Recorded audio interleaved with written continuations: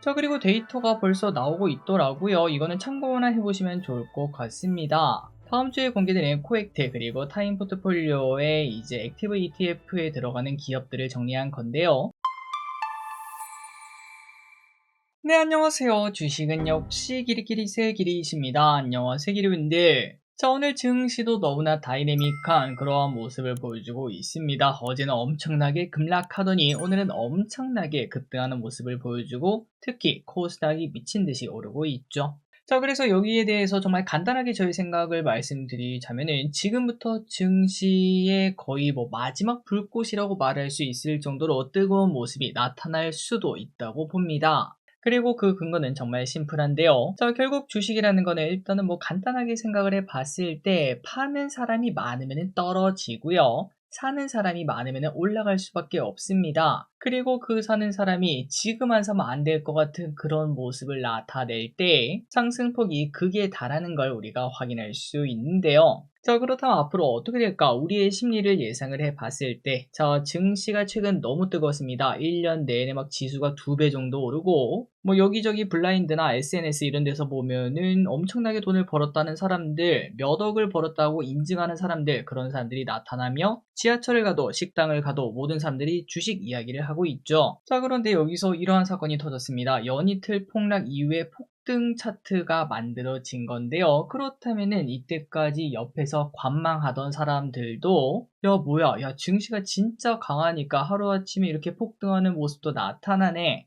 만약에 내가 여기서 샀으면 지금 돈이 얼마야? 뭐 예를 들어서 코스닥 레버리지 샀으면 오늘 벌써 한 30%, 40% 오른 거 아니겠습니까? 말 그대로 조금 과장해서 말하면은 내 연봉이 하루 만에 생기는 그러한 모습도 나타날 수 있기 때문에 앞으로 사람들의 이제 매수 심리가 더 강해질 수 있겠다라는 생각을 해볼 수 있겠습니다. 말 그대로 포모가 엄청나게 심해진다는 의미겠죠. 물론 아직까지는 좀 부족할 겁니다. 그런데 혹시나 뭐 다음 주, 다다음 주가 되면서 양봉 만들면서 정고점을 돌파하는 모습을 나타낸다면은 아마도 개인분들의 매수세는 이때까지 본 적 없는 엄청난 매수세가 나타날 수 있다고 보고 그 말인즉슨 주식시장이 또 당분간 불타게 되는 그러한 계기가 되지 않겠나라는 생각을 조금 해봤습니다. 자, 물론 여기서 조금 더 올라가면서 정고점을 돌파하는 게 중요하겠죠. 조금 더 지켜보도록 할게요. 자, 이제 본론으로 들어가도록 하겠습니다. 그리고 이 영상은 메리츠증권의 슈퍼365 계좌와 함께합니다. 자, 첫 번째입니다. 미국 증시는 어땠나? 지난번 미국 증시는 상승하며 마감했습니다. 덕분에 오늘 우리나라 엄청나게 올랐죠. 미국 정부에서 유가에 대한 불안을 진정시켰고 저가 매수 심리까지 더해지며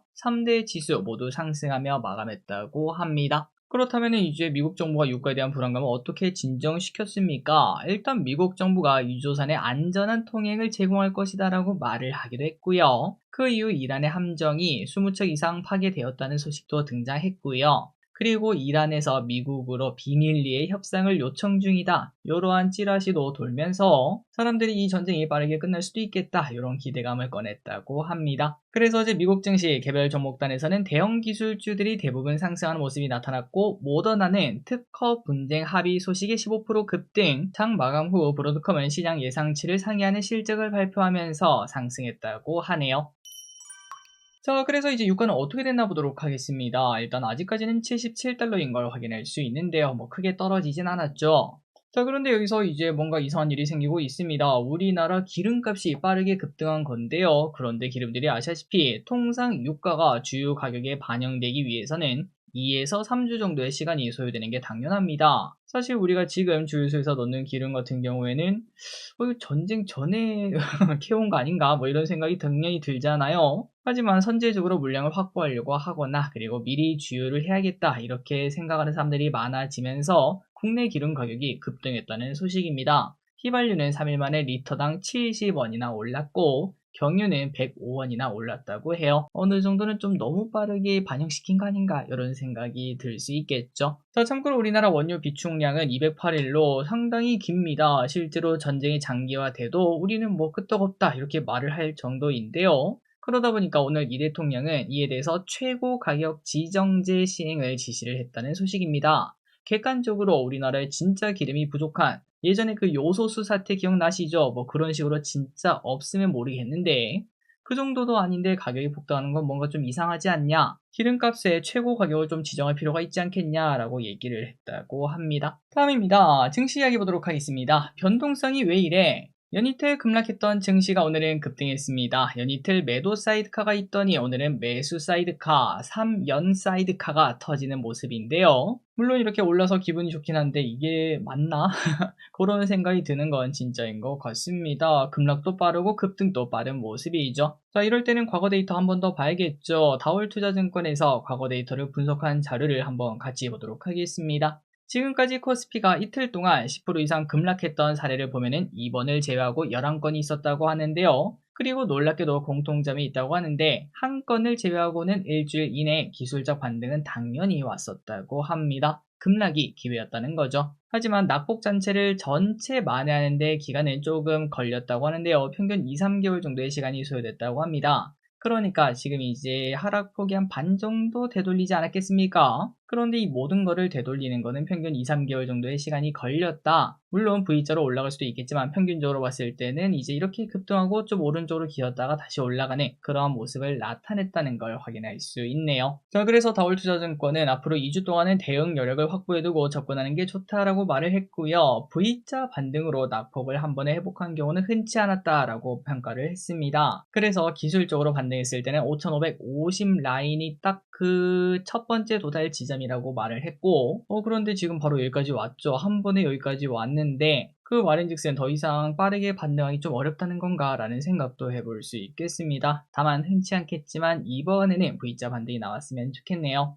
자, 백문이 불여일견입니다. 그래서 과거 차트를 한번 보도록 하면은 왼쪽에 보시면은 엔캐리 트레이드 사태였습니다. 그때 한 번 급락, 두 번 급락, 그리고 바닥을 잡고 올라가는 모습을 나타냈었죠. 하지만 그 이후에 한 번 더 쌍바닥을 찍는 이렇게 W자를 만드는 모습을 나타낸 적도 있었고 그리고 코로나 때 그리고 2007년 9월 그때 당시에도 뭐 급락했던 적이 있었는데 급등 이후에 조금은 쉬어가는 그런 구간이 분명 존재는 했습니다. 물론 방금 전에 봤던 뭐 쌍바닥 이런 느낌까지는 아니었지만 한 번에 그 정고점을 회복하지는 않았다. 좀 시간이 걸렸다라는 걸 확인할 수 있죠. 그렇기 때문에 오늘 이렇게 급등했다고 내일 또 급등할 거라고 생각하긴 조금은 어렵다. 이렇게 볼 수 있겠습니다. 다음입니다. 코스닥의 시간은 온다. 오늘 증시의 특징은 코스피도 좋았지만 코스닥은 말이 안 되게 좋았다라고 볼 수 있겠습니다. 녹화 시간 기준 16%나 급등하고 있고 외국인은 1조 원이나 매수하고 있어요. 코스피가 아니라 코스닥을요. 그래서 이제 앞으로 제가 생각했을 때는 크게 급등한 코스피는 완만하게 오르는 시간이 나타날 것 같고 그 반면 코스닥은 우상향하는 시간이 조금 더 빠르게 나타나지 않을까라는 생각을 해봅니다. 작년에 코스피가 올랐고 코스닥은 조금은 약한 모습을 나타냈던 그 반대가 나타날 수 있는 거죠. 자, 다음 주에 나오는 액티브 ETF 그리고 정부 코스닥 부흥 정책 등을 기대해 보도록 하겠습니다. 자, 그리고 데이터가 벌써 나오고 있더라고요. 이거는 참고나 해보시면 좋을 것 같습니다. 다음 주에 공개되는 코엑트 그리고 타임 포트폴리오의 이제 액티브 ETF에 들어가는 기업들을 정리한 건데요. 자, 왼쪽부터 비중 합산이 큰 기업들을 쭉 적어놨습니다. ABL 바이오가 27%로 1등, 그리고 올릭스가 20%로 2등, BHI가 15%로 3등 이렇게 되어 있고 그리고 그 오른쪽에는 코엑트에서 몇 프로, 타임에서 몇 프로 이런 식으로 정리를 해놨거든요. 일단 개인적으로 단독도 괜찮긴 하지만 둘이서 같이 봤다는 거는 그만큼 돈이 좀 많이 들어가지 않을까 이런 생각을 해볼 수 있을 것 같고 비중 합산이 높은 친구들도 관심을 둘 필요가 있겠습니다. 당장 다음 주에 출시되면서 사람들이 얼마나 매수하는지가 좀 중요하겠지만 개인적으로 생각했을 때는 사람들의 관심이 꽤나 클 것 같거든요. 자, 이 자료에 대해서는 내일 더 꼼꼼하게 공부하는 시간을 가져보도록 하겠습니다. 일단 오늘은 스크린샷 찍고 먼저 예습하고 계시면 될 것 같습니다. 3초 뒤에 넘어가도록 하겠습니다. 다음입니다. 내릴 때 사라고 하는 증권사의 피. 급락 후 급등하는 증시 속에 우리는 너무 어지럽습니다. 이 와중에 증권가에서는 뭘 사라고 하고 있을까요? 타월투자증권은 현대차 그리고 기아의 매력이 커졌다고 언급을 했습니다. 저가 매수 기회다 라고 말을 했는데 이틀간 25% 급락한 건 너무 과도하다는 거죠. 그리고 전쟁이 장기화되더라도 현대차그룹은 이란에서 철수한 지 5년이 되었고요. 유가가 불안하면 전기차 그리고 하이브리드에게 오히려 좋은 상황이라고 합니다. 하이브리드 점유율 전세계 2위인 현대차에게는 당연히 기회라고도 볼 수 있다고 하네요. 오히려 유가 급등 수혜주 이렇게도 볼 수 있다고 합니다. 다음입니다. 최근 증시가 너무 흔들리는 와중에 이 대통령의 코멘트가 나왔습니다. 최근 우리나라 증시 방향 잡기에 당연히 도움이 되겠죠. 일단 100조 원 규모의 시장 안정 프로그램을 적절하고 신속하게 집행해달라고 언급을 했고요. 이 말인즉슨 진짜 글로벌 증시가 무너지지 않는 한 하방이 좀 닫혀있구나, 진짜 코스피 5000 라인, 코스닥 1000 라인 여기는 진짜 바닥이구나 라는 얘기는 해볼 수 있겠습니다. 그리고 최근 급락에 대해서는 최근 들어 너무 증시가 많이 오른 감도 있었다, 이번 조정으로 탄탄하게 다져지는 측면이 있어 보인다라고 언급을 했고, 오히려 이거는 건강해지는 증시를 위한 기회다라고 얘기를 했다고 합니다. 자, 다만 아직까지 부동산 판 자금이 어디로 간지 뜨지 않았습니다. 이거 뜨는 순간 그때부터 시작일 것 같은데 코스닥 ETF에 가지 않을까라고 생각을 하지만 한번 보도록 할게요. 다음입니다. 전기요금 차등제 소식. 전기요금 차등제 이야기도 이 대통령이 꺼냈다고 합니다. 그렇다면 전기요금 차등제가 뭘까요? 전기를 생산하는 곳은 지방이죠. 그런데 오히려 전기는 어디서 씁니까? 대부분 수도권에서 사용하니까 전기요금이 좀 불공평한 거 아니냐라는 얘기가 나왔습니다. 그리고 실제로 전기를 수도권으로 땡겨오는데도 비용이 발생하니까 발전소 옆에 사는 사람이랑 수도권에 사는 사람이 같은 요금을 내는 건 불공평하다라는 건데요. 자, 그렇다면 전기요금 차등제를 만약에 실시한다면 장점이 뭘까라고 고민을 해봤을 때 일단은 지역 형평성 개선이 가능할 것 같습니다. 그리고 두 번째, 전기요금이 만약에 지방이 싸다면은 기업들이 지방으로 이동할 가능성이 높아질 수 있겠죠. 하지만 그 반면 단점도 있습니다. 수도권의 물가가 올라갈 수 있겠어요. 말 그대로 수도권에서 뭐 빵집을 하는 사람 아니면은 편의점을 하는 사람도 어쨌든 전기요금이 더 올라가지 않겠습니까? 그게 물가의 전가가 될 수 있다, 이러한 단점이 있다고 하고요. 그리고 이미 뭐 옛날부터 수도권에 공장이 있거나 아니면은 큰 건물이 있는 기업들은 수익성이 나빠질 수밖에 없을 것 같습니다. 전기요금을 더 많이 내야 되니까요. 여러분들은 어떻게 생각하시나요? 다음입니다. K뱅크 대비. 오늘 K뱅크가 상장했습니다. 세 번의 도전 끝에 상장했는데 결과는 좀 아쉽군요. 은행이 한창 좋을 때 상장했다면 혹은 급락이나 급반등이 없는 그런 날, 그러니까 뭐 지난주쯤 상장했다면 조금 더 괜찮았을 것 같은데, 하지만 오늘 뭐 아무거나 사도 오르는 장에서 굳이 K뱅크를 사는 사람은 없었을 것 같습니다. 자, 그래서 저기에서 뭐 바로 매도를 해서 정말 조촐하지만 5,900원의 수익을 거뒀고요. 기름들도 전부 다 플러스로 마감되었길 바랍니다. 그리고 오늘부터 내일까지 진행하는 카나프 테라퓨틱스, 이거 당연히 청약해야겠죠. 이거는 꼭 청약하시는 거 잊지 마시기 바랍니다. 다음입니다. 트럼프, 이란 지도자 되면 죽는다.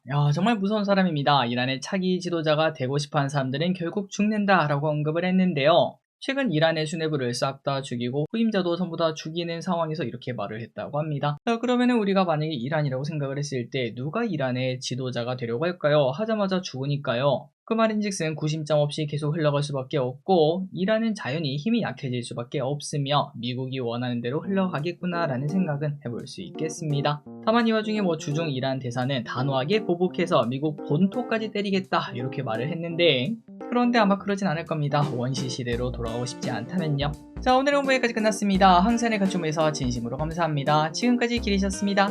빠이요.